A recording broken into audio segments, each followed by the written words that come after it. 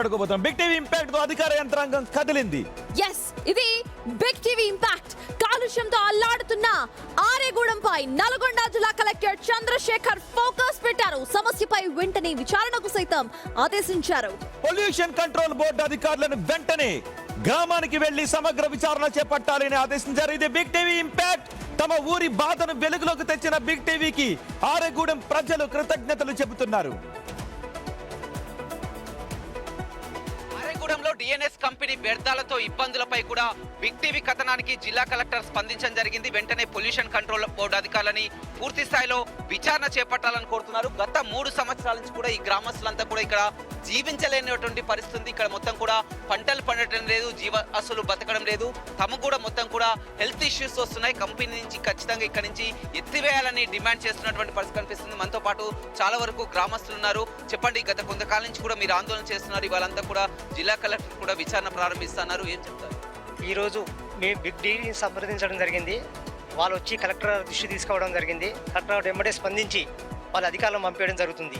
Big TV వారికి, collector వారికి ధన్యవాదాలు చెప్తున్నాం. మేము ఉదయం నుంచి బిగ్ టీవీ వాళ్ళు ఇక్కడికి వచ్చి ఈ సమస్యని బయటి ప్రపంచానికి తెలిసేటట్టు చేసినారు. దీని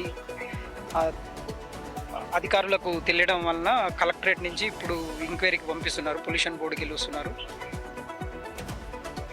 ఈరోజు ఉదయం నుండి బిగ్ టీవీ వారు ఇక్కడికి వచ్చి మా సమస్యను బయటి ప్రపంచానికి తెలియజేయడం జరిగింది. ఈ కంపెనీ వల్ల మేము కొన్ని సంవత్సరాల నుంచి తీవ్రమైనటువంటి దుర్వాసనతో ఇబ్బంది పడుతున్నాం.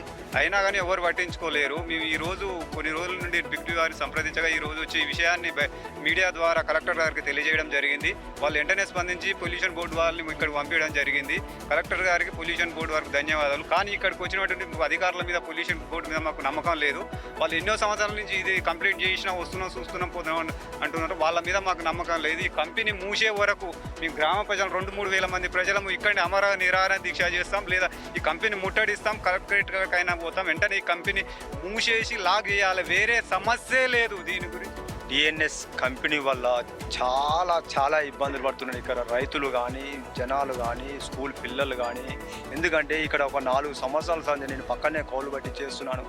పత్తి చేనులో గడ్డి పీకడానికి కానీ, ఏరడానికి కానీ కూలీలు దొరకడం లేదు. ఎందుకంటే వస్తలేరు ఇక్కడ. అంటే స్మెల్ భరించలేకపోతుర్రు. అసలు పిల్లలు అయితే అస్తవ్యతకు గురవుతుర్రు. మొత్తం వాసన భరించలేక నైట్ పూట సిటీలో తలుపులు వేసుకొని ఎట్లా ఉంటుర్రో ఈ పల్లెల్లో కూడా అట్లా ఉండవచ్చు కాలం.